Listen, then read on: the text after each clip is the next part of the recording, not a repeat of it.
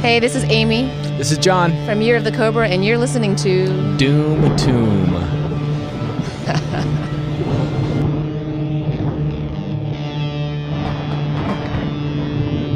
The Doom Tomb podcast is sponsored by companies such as Desert Records, Dark Markers, and Glory or Death Records. Thank you to all of them. The links are in the show notes. And now, on to the show.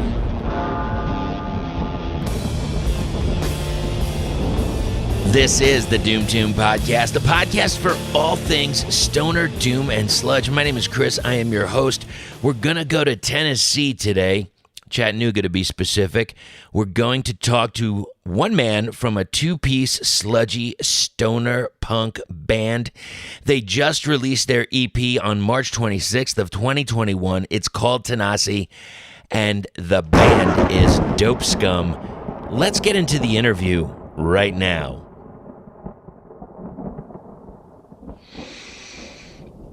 I know it's been a little while, and now we are back, and we're starting up interviews again. And, you know, like I've said before, I'm in Arizona, and we might have messed up, or I might have messed up the time change, but I am with one of the members of the band Dope Skum out of Chattanooga, Tennessee.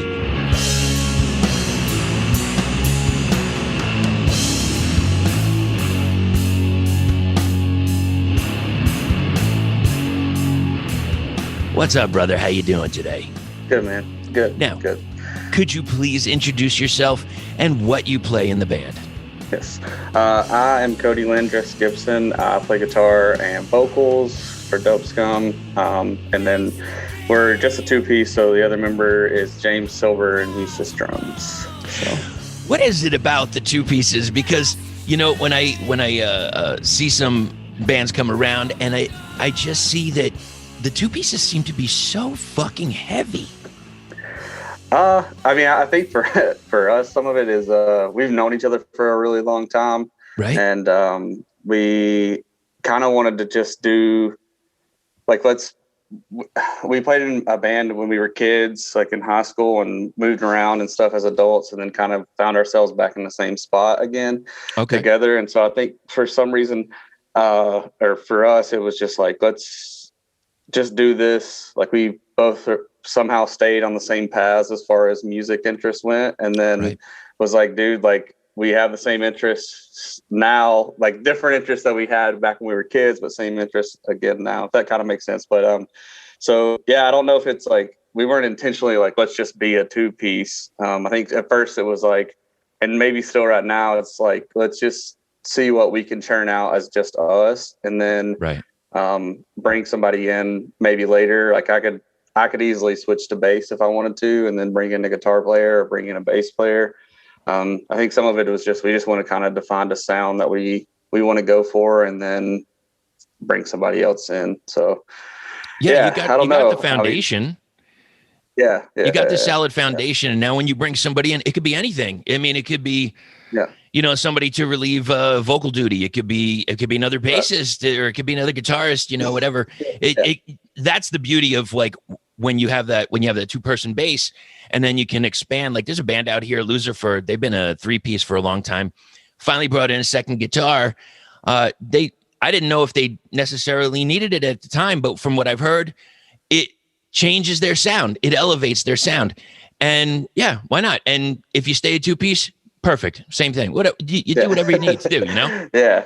I mean, I think I'm trying to think of, I mean, I know like you had them on before, like Crystal Spiders, but they're two-piece. And then I think Big Business is a two-piece, I think.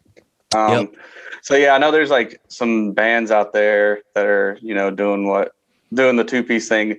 And on a side note, we could easily tour my RAV4 with just my guitar and drums, so I don't have to go buy a van. So hell yeah, keep it easy, keep it quick. All right, so we got to talk about this album. I hope I'm pronouncing it correct. Tennessee. Tennessee. Please tell me about that title. Yeah, so it's just obviously we're from the South in Tennessee, and Tennessee is the word that the Cherokee word that the word that the name Tennessee comes from. And I think like I chose that because I don't know, I feel like we got to shed some light on the Native Americans over here, indigenous peoples over here before us, and like the Cherokee and Indians lived in this area up until the Trail of Tears. So I don't know, man. That's just kind of it was I don't know, not really paying homage much, but just being like, I think it's an interesting word. When people see it, like you said, sometimes people struggle with it, and then it's like if you like go Googling it, it's like, oh shit, like you might learn something that you didn't know. So yeah, that's kind of why we named it that, and it was just kind of like I don't know, and then I don't know if we're gonna get into it later, but just the graphic is like the state of Tennessee sideways, but like in the black flag logo. Right. Yeah. Yeah. So it's just like playing. No shit. Playing on that. It's exactly what I was going to bring up. Thank you so much. Yeah. So I tell you what, let's go into this. If you don't mind, let's start with the first track, Feast of Snakes. So I'm getting this dirty, distorted kind of thing, almost detrimental to one's health is what I'm saying.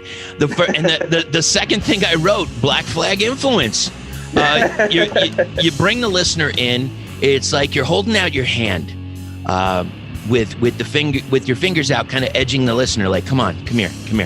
I'm gonna get you ready, and now I'm gonna show you what we've got. So, basically, like, if you need some punk with a sludgier version, like from the Born Annoying, Strap It On time of Helmet releases, here it is. It's right on a platter. What can you tell me about Feast of Snakes? So I wrote that song with a band that I was in before, and we never put it out. So it kind of was like the first full-fleshed song that we had as a band, because I already had it written and stuff. And I don't know, it was like I was just noodling around on bass one day and came up with that riff, and then I've changed it since then. But I mean, lyrically, I think it's kind of anti-authoritarian, and the song is based off of a Harry Crews book, which I don't know if you know who Harry Crews is, but I don't. He was like a Southern Gothic author, like based in Georgia, and Feast of Snakes is one of his, like, probably his biggest book, which obviously isn't that big. Okay. but yeah, it was just like it's kind of like Charles Bukowski. Nice. Charles Bukowski. Yeah, it's like he's kind of like that, where it's like kind of gritty and dirty and like. Okay. But the book has nothing to do with the song, but just the name of it. I just thought it was a cool ass name, like, for a song. And then I just kind of tied the like snakes in for like, I don't know, politicians / leaders / rulers. So is this jump, and you got to remind me after we're done. You just got to write that or tell me that name again so I can check it out. Is he more dealing with like the grittiness or the dirty, I don't know if you want to say underground or whatever, of the South, or is it just? Yeah, most of them are like Feast of Snakes is a book that kind of follows like a has-been like local high school jock football player. Like he was like the dude in high school and kind of just like a piece of shit now. And it just kind of follows, like he lives in this town where they have like a yearly rattlesnake roundup. And so like it just kind of follows like months prior to this yearly rattlesnake roundup, and then like all this stuff. And then it just kind of comes to a precipice at the end that is kind of the whole, like the book is just kind of like, all right, can we get to the point? And then you finally get to like the last 4 pages and you're like, I don't know if all the rest of that was worth it, but those last 4 pages were definitely where it was at. Oh, nice. Yeah, maybe we'll have to have you on again, do like some kind of Doom Tomb book review. Just be like, all right, the 20 seconds of Cody's explanations of books. There's like 10 pages in the middle, worth it. The rest of it, fuck it, don't read it. I love it, man. Well, thank you for that explanation. We're going to move on to Anxiety. So I feel like it's laying back in the cut, just waiting to let this wave kind of wash over you. But it's that second hit. We get some stoner vibes, we get some heavy groove, and a change of vocal.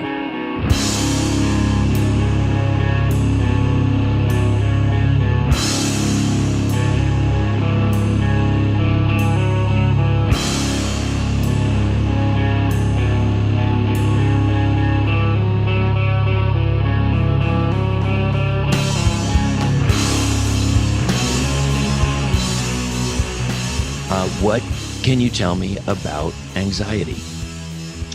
So that one was actually more like riff based, playing it. I wrote some lyrics down.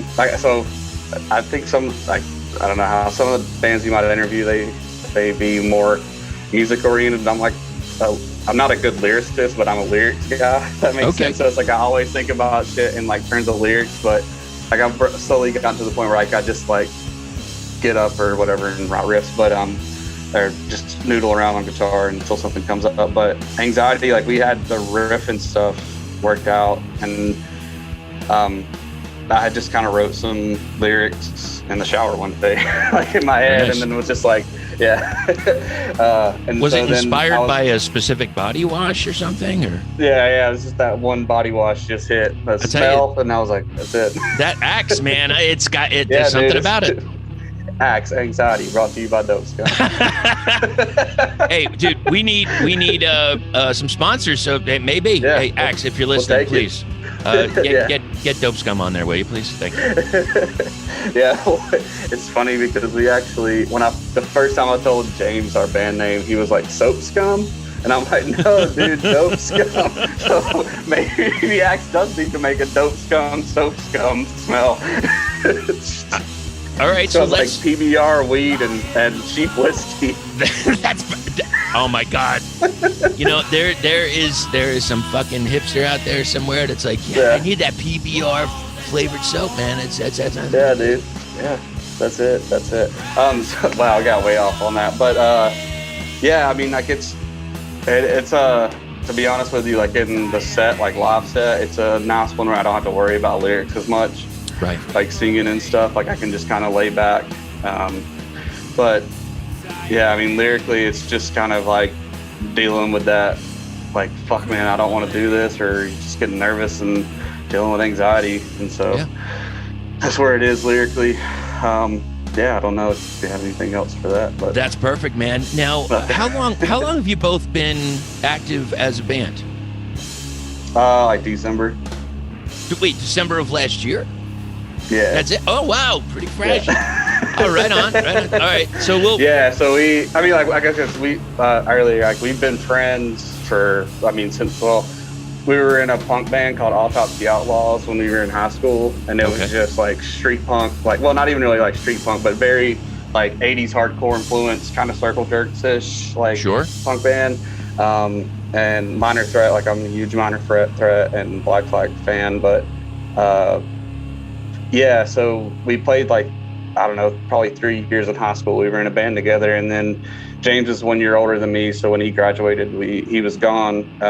But he moved to Texas, and he's a head brewer at a brewery here. So he's like he's all in the beer stuff. He's a Cicerone, I think, which is like essentially like, I don't know. I know that he can like smell beer and be like, oh yeah, there's like 14 ounces of hops. Like, so he's like a dude. He's like a sommelier for beer. Yeah. That's it. Yeah, I don't really know all the technical terms. I drink PBR, so me either. As long as it's cold and cold gold. Yeah, that's all I need. Yeah. But so James is like super into beer stuff, and so he did some stuff out in Texas and then came back. Because of COVID, the brewery that he had owned, he had started a brewery like right as COVID kind of hit the States. Right. So he came back to Georgia because they couldn't keep the doors open because they were like out in the middle of nowhere. So anyways, but so when he came back, he just hit me up and was like, hey man, like I'm back in Georgia. I know you're in Tennessee, which he was like, because where we're at, Chattanooga, it's like right on the line of like northern Georgia. So yeah. And so I was like, yeah, let's get together and see what happens. And I had been writing some stuff, so I think it kind of helped that I'd already been working on some riffs and stuff and just trying to get things started. But as far as like officially, I guess being a band, December is when we started. And then we were like, we had 5 songs at least. And so like, we were like, let's knock out an EP to get out there and like show people what's going on. So absolutely. So you've been friends for a while. And when we talk about Chattanooga, we have to talk about something very serious and close to the heart. And that is that Chattanooga is the home to the first patented miniature golf course.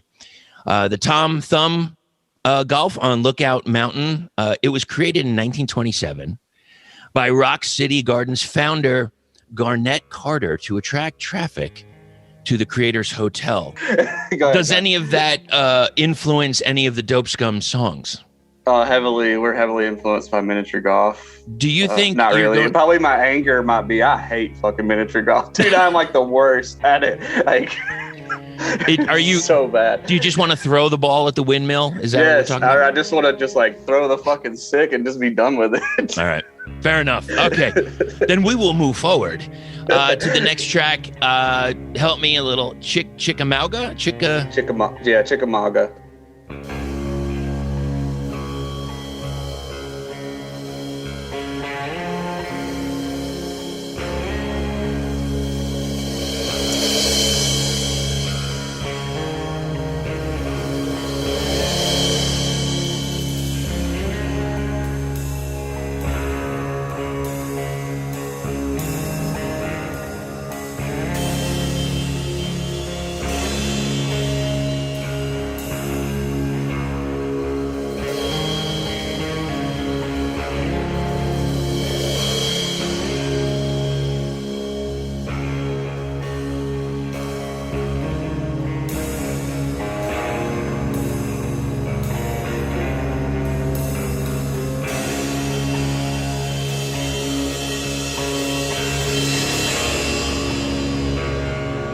So do you know what Chickamauga is? The Battle of Chickamauga? No, please enlighten me. Oh, okay.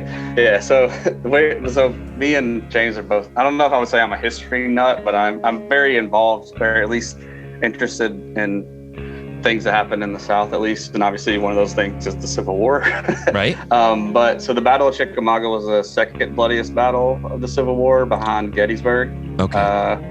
We didn't have a name for the song for a long time, and one day me and James were just talking about it, because Chickamauga Battlefield is essentially Lookout Mountain, which you were just talking about, where the miniature golf course is at.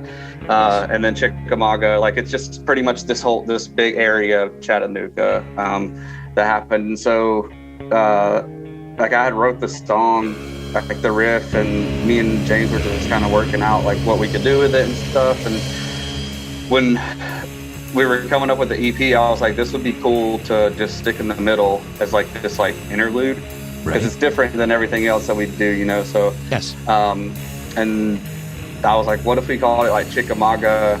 And like as I've thought about that, the more I'm like, it's kind of like if you take it as like this viewpoint of like you're a soldier in this battle at the Chickamauga, and it's all like chill at first, and then it gets like distorted, so it's getting a little crazier, and then it just goes fucking nuts, and then it's just quiet. I got you. Yeah, that fits like, perfectly. Yeah, and so I think that's, I don't know, like it's one of the things I try to, I've talked to James about, and I just try to do myself, is like when it comes to lyrics and some of the songs, like I want to write about Southern things and not glorify the like bullshit stuff, you know, right. Racism and all that other shit, but like, just things that like maybe like if it's historical or just like shit that we saw growing up in like a small ass town in the Piedmont of Appalachia's, like meth problems and fucking shit like that. Just like some of the lyrics, like sometimes I want to just like represent some of that, not represent it like it's glorifying it, but like, hey, yo, like this shit still goes on. If it's meth, it's 4 or 5 years ago, and it's, you know, heroin now or whatever. So you do see it and stuff, and it reminded me as I was kind of getting ready for talking to you. There was a group of people. Oh gosh, where I used to live, I want to say Ramapo Mountains. It was kind of like New York, New Jersey border, and it was, I guess it was two factions of people. It was the Jacks and the Whites, and then it became Jackson Whites, and there were, I guess for lack of a better term, like mountain people.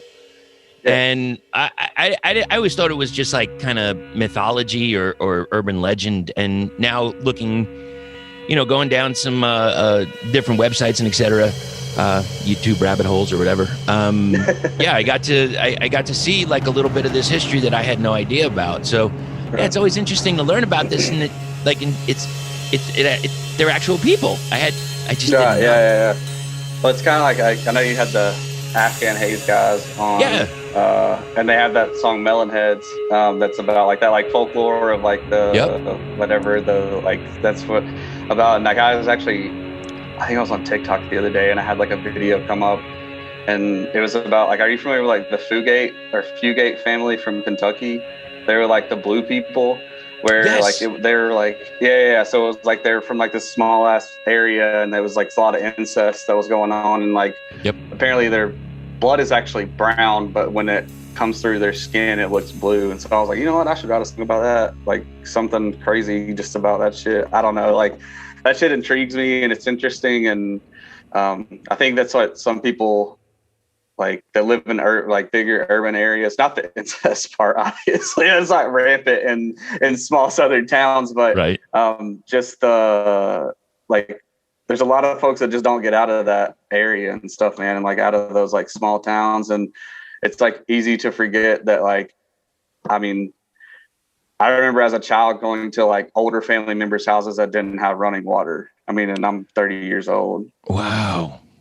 Yeah. Wow. So it's like shit like that. It's like, I don't know. It's like people just kind of forget that shit still goes on. In the past few years, we have heard a lot from a label in the southwestern region of the United States. With bands like Abysm, Book of Worms, Breath, Cortege, Grim Earth, L'Uomo Nero, Nebula Drag, Penitent Man, Fog, Red Mesa, Stone Machine Electric, The Growl Brothers, The Horn God, The Misery Men, and When the Deadbolt Breaks. Also, compilations like Women of Doom and the split between Lord Buffalo and Pale Horse Pale Rider. And now they have 2 new artists on the roster, Benny Benededli and Spliff Ripper. We have Desert Records, the label that focuses on desert, heavy psych, doom, experimental, and stoner rock. With over 15 releases lined up, this DIY label will be introducing the world to new bands and new material from classic desert rock bands. And now, Desert Records has a tiered subscription service. In the subscription, you will receive all of the past releases digitally. You will also receive all of the new material as it is released, and you will also have access to subscriber-only messages and 20% off of merchandise. All of that for just $36 a year. They also have a CD tier available where you get all of that, plus 3 CDs at sign-up. And hey, all you vinyl fanatics out there, they didn't forget about you. For the LP tier, you will get all of the digital releases and an LP at sign-up for just $60 a year. So it's obvious, it's time to enter the desert.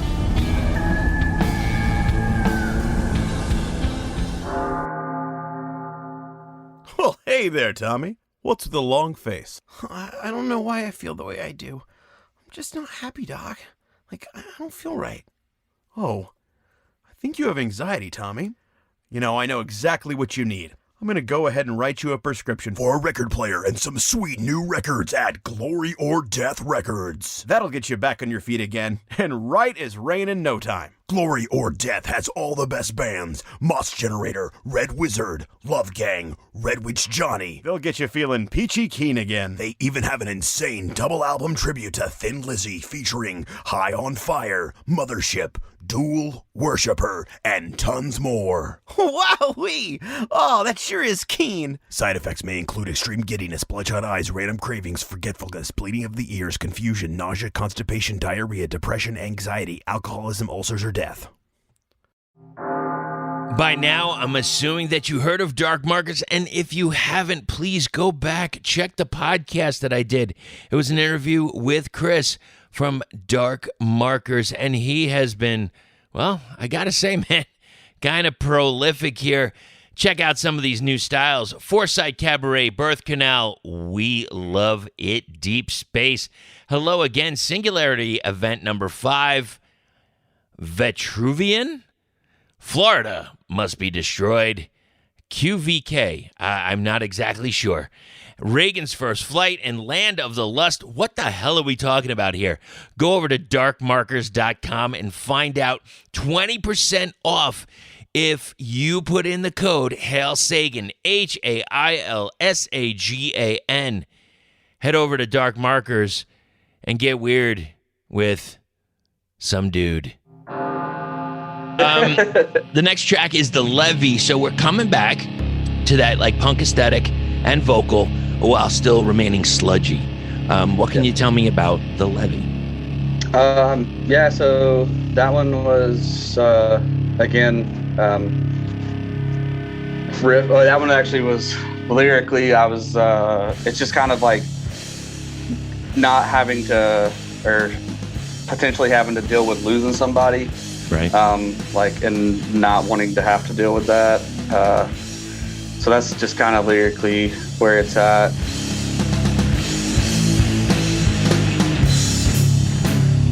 Self-deprecate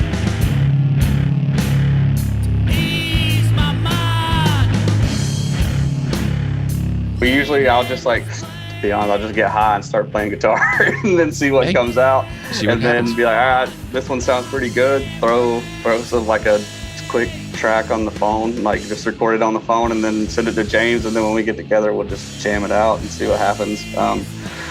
So yeah, I think that's a perk of one of being a two-piece too, is like I can just sit down and come up with a bunch of random shit. And if he's like, nah, like we don't have to worry about someone else's opinion. It's just me and him. Just doing it. And it's 50-50. It's either you, yes, this is good. No, it's not. There's not, there's not 5 people to kind of cut it into 20%. It's just half and half. So let's go on to the last track here. So we've got, is it pronounced Kerr or Sir? Yeah, Kerr, Mountain Kerr. Mountain Kerr. So there's a narration there I'm curious about. It is not the violence that sets man apart, nor it is the distance that he is prepared to go. He controls fear. Without fear, we are all still dead.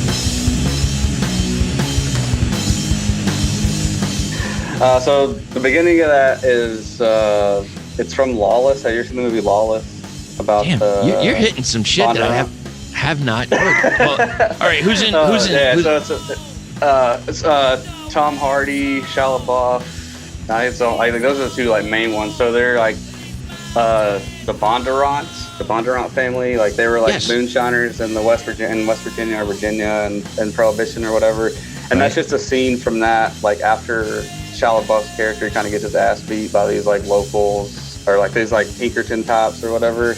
Tom Hardy's character, who is like the kind of head of the family, is like says that to him, like it's not the violence that sets us apart from everybody else, it's the distance that we're willing to go, right? Because they kind of control, and then he's like, we control the fear. And so I don't know, I've loved that movie just because it was kind of like, it's kind of the anti-narrative to like Southerners being bootlickers all the time, where it was like these like moonshiners that were like fuck everybody, like so yeah. And then that I guess to tie it into that song was like, my thought was like do you know what a mountain cur is? It's just like a mutt dog, essentially, like a mutt dog. Okay. And so that was like this like one, like I was just thinking about this like mutt dog that's like kind of wild but not, and it's just like by itself, and like it's really supposed to be about loneliness, and like this dog is like acting out in violence and killing these things and doing, I mean, it's like wild, but it's like alone. I don't know. So that's kind of what the song is about. Very nice. Now, did I hear a little bit ago? Did I hear something shaking underneath? You got a dog with you? Yeah. One of them was asleep, and he was like, so we just got a puppy. Like, oh, well, he's not really a puppy anymore, but we got him like during COVID, and we have another dog too, but we just got another dog. But I got a few more questions for you, and one that I'm kind of interested in as I get to talk to you, and I know you've got Southern roots and Southern heritage and the whole thing, and it's odd because when when I grew up in New York. So I have a root in some punk aesthetic, like Circle Jerks and etc. But also a lot of the New York hardcore scene, whether it was Madball or Agnostic Front or bands like that. And it's I think I have to change my own mind, because when I see somebody or hear somebody coming from the South, I don't exactly think that they'd be into punk. So like, how did you like what really like flipped your switch personally to where you're like, yes, Black Flag, yes, JFA or whatever. Yeah. So I think one thing that had a lot of influence on me without me knowing it was Tony Hawk Pro Skater video games. Oh, really? Like that was like really the first time I was like exposed to something that wasn't what my parents were listening to. Sure. And at the time I didn't know that was like what these, I've gone like, now I know like the bands that are on there, but as a kid I was just like, oh, this is cool. Like it just sounded cool. And then later on, like the record that changed my whole shit was "And Out Come the Wolves" by Rancid. Nice. That was like the one that I was like, holy shit. And then it was like, from there, I just dove into any bands that sounded like any bands that were pretty much on Hellcat Records at that time, which was like Time Again, Left Alone, which both of those bands I think are broken up now, but they were just more of that like Rancid vibe, kind of punk rock, like a little bit of ska, a little bit of stuff. And then the documentary American Hardcore is what turned me on to like Minor Threat, Black Flag. Because I was born in 91, so all that shit had happened and all those bands were pretty much done like at that time. So yes, they were. And plus being in the South, it's like we're 15 to 20 years behind fucking everybody. Not that far. Not that far back. But you're okay. No. But and it was like there was like 3 punk kids in high school, and like we just would skateboard and listen to different bands and stuff. I don't know. I really don't know. Like there was like a little scene. So where I'm from is Calhoun, Georgia, which is about an hour south of here. Okay. Chattanooga. And there was like a scene in Dalton, which is like almost in between Calhoun and Chattanooga, like in between the two spots. Right. And I mean, that was just like local punk kids. Like there were some really good, like really fucking good, like street punk bands and like kind of like a little bit of D-beat, but not like much. I didn't know that was what it was at the time. I was just like, just like what you like. Okay. So there is this Holiday Inn lobby, Chattanooga Choo Choo Holiday Inn lobby, a former railroad terminal, has the largest freestanding brick dome in the world. The interior height of the dome is 85 feet. Have you ever been to it? It's probably just the Choo Choo. Everybody just calls it the Choo Choo here. I'm assuming that's probably what it is. Yeah. But I actually have not been to the Choo Choo, and that's like what everybody kind of in the South knows Chattanooga as. It's like, oh, have you been to the Choo Choo? And it's like, I mean, I walked past it yesterday when I was going to the bars, but I haven't been. So yeah. I mean, it's a lot of brick. I mean, thank you. Yeah. That's wonderful. Yeah. Glorious. I mean, it sounds really cool. I need to check it out. So okay, so this is something that I didn't even know that it would exist. So the first tow trucks were created in Chattanooga in 1913. And there is an International Towing and Recovery Hall of Fame and Museum on Broad Street. Have you been to that? I have not, but I didn't know that was here in town. I didn't know that. I guess that's another place that I have to check out. The world's first franchised Coca-Cola bottling plant was built in Chattanooga by 2 attorneys who brought the franchise the bottling rights for $1 each. Now, here's a question as a Southern gentleman. Have you ever had, and do you suggest having, Coke and peanuts? I've never really, I mean, it's fine. It's fine. I'm not crazy. I don't know. I'm not crazy about it, but it's fine. Oh, I can get down with that. Boiled peanuts, yes or no? Yeah. Now, this is the one thing that, like, my wife looks at me like I got 5 heads. Hot Dr. Pepper and lemon if you're sick. No, that was never. It was always moonshine and some sugar. There you. All right. Okay. Fair enough. Okay. Chattanooga Bakery, founded early 1900s, and in 1917, the famous moon pie was created. How much of a stir does this cause in Chattanooga? Is there moon pies everywhere? Surprising. I mean, like where the touristy spots are at, yeah, but not the rest of the city. It's like, okay, like, Gotcha. yeah. Maybe I Okay. should do a song about moon pies. You know, there's open opportunities. Here's what I want to hear. I would love to hear a song about, because I have read that there's a whole underground Chattanooga, and there are doors around the town, city, wherever. Have you ever found any doors to the underground? No. Or have you gone? Because I know you briefly mentioned it before we started, and I was like, I've got to check this shit out as soon as we get off the phone. Like, Right. I've never heard of that before, so I'm very intrigued to see what that is about. It seems like it's. I mean, it's not just Chattanooga. I mean, like, there are places like that in New York. There's places like that in Las Vegas. There's probably some place out here in the desert here somewhere. I don't know where it goes, but whatever. Yeah, because I'm like, I want to know, like, I mean, it probably was used by moonshiners, to be honest with you, but like, I also want to know, like, what was it used for? Okay, Yeah. here's one of the final questions here. Have you ever seen the flying saucer home on Signal Mountain? And we're talking 1408 Palisades Road. Does it look as cool in person as it does online? So they've actually painted it silver now. I don't know if there's any silver paintings of it. Like, I've seen paintings of it being white, but it's like actually silver now. Yeah. So actually, I drove up by it on Friday. There's a really good pasta place on Signal Mountain. Right. Okay. That me and my wife like. Yeah, it's like all like super fresh pasta, and it's like fucking good as fuck. But you have to drive by that the UFO house to get up there. So I got you. Yes, I have seen the UFO house. I can check that off my Chattanoogan key card or whatever. Yes, Chattanooga lore and attractions. I guess the last thing, because I keep saying this is the last thing, but I swear this is. What is the future for Dope Skum? Do you have some new material that you're working on, or what? I guess I could probably tease this with you. I don't think they'll care. We are going to come out with cassettes sometime soon in June with a tape label in Washington State.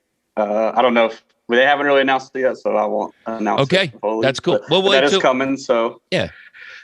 And then I think it's just playing shows, man. Like we played our very first show and my first show in over 18 months, like a couple weeks ago. And it was fucking fantastic, dude. There's so much love, man. And everybody just wants it right now. And Chattanooga has some fucking killer bands up here. And it's kind of, to be honest with you, it's kind of like intimidating because these bands are real fucking good up here, man. But yeah, there's so much talent here. And like, I think it's just start playing shows locally and just getting out and, do some regional stuff at some point. But I think it's still trying to gauge the comfort level of people. But we had a really great show the other day. So, but yeah, that's kind of, I guess, the closest future, and just hopefully be back on here at some point. Absolutely, man. Thank you so much. And we will talk very, very soon. Yes. Thank you. Thank you so much for the podcast, man. I fucking love it. Like, I love, like, I've, like your interview that you did with Dixie Day with Weed Eater, which is probably like 3 years ago now at some point. Like, I was listening to the Ash Eater one too, because I dig those guys. I actually got fucking. Oh, there it is. Right on. Here. Yeah. There you go. And then like I always try to find the bands that I listen to, and then sometimes I'll just listen to whoever new people that you have on and stuff. So like I really liked your episode with Melissa from Stoner Witch. Oh, she's amazing. Stuff like that. Yeah, she's awesome. So yeah, man. So thank you, and like I said, we'll talk sometime soon. Yes. It was great finally getting to talk to Cody. I know we've been back and forth in it on social media for quite a while, and man, we had so much to say. We probably had the same length of conversation off mic as we did on mic, and truly a guy that you got to check out, and a band that you should check out when you are in Tennessee. Book those shows, something close to Georgia possibly. Yeah, this is a band to put on that bill, guarantee it. Let's hear a track off of their latest EP release. This is the first track. It's called Feast of Snakes.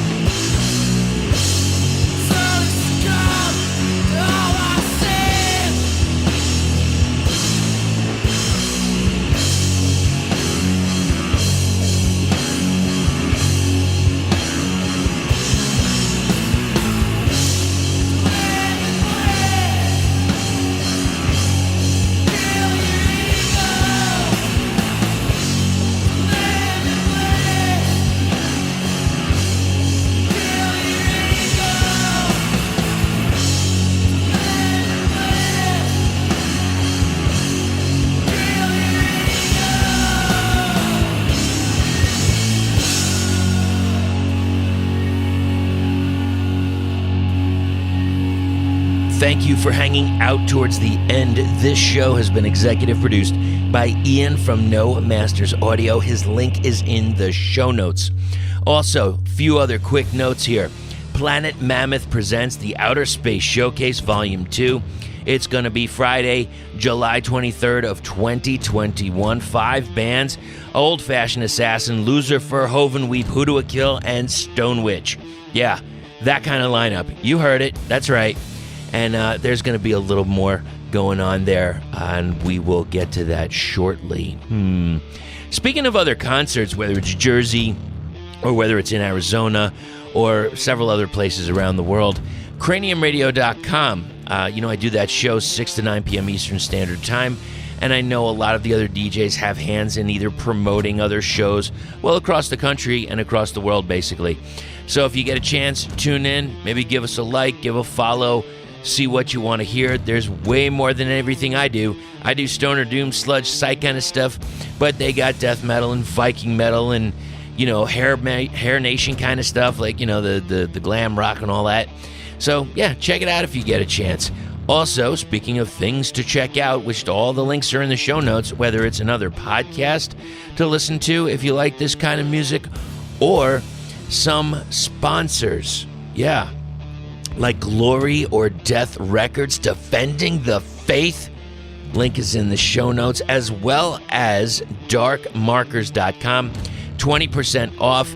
Use Hail Sagan as your discount code. And finally, Desert Records. They have a proper website up, and I know they're doing a little thing with that where you get a little bit off. So I'll put a link in the show notes for that too. I know it's just limited time, so you got only a little bit, but man, some of the stuff that they've been churning out. Brand new Redbeard Wall, Spliff Ripper, Betty Benededly, so many more. The new Abysm, Book of Worms. I mean, stop it already. Just please stop it. And you know what? While we're talking about records, we do have to say Glory or Death. Finally, the digital release for Old Fashioned Assassin, Tides of Failure, is out. And now we wait for the vinyl. I know it's going to take a bit, and I get it, everything that's happening. But, yeah, got to get that in my hot little hands. I forget. I think it's a Seafoam Blue that I ordered. I'll have to go check that out. Either way, I'm kind of done right here, and we'll be back soon with another interview. So until that next time, meantime, and in between time, support your bands by getting out to some of these shows. Yeah, there might be a little rustiness. If you heard this interview, yeah, a little fucking rusty, but I'm getting back into it. And get some band merch. That'd be great, wouldn't it? Yeah. Head over to Bandcamp or any of the links that are in the show notes. It'd be great. And, what's that other thing? Jeez. It's on the tip of my tongue. Oh, yeah. Don't forget to stay heavy.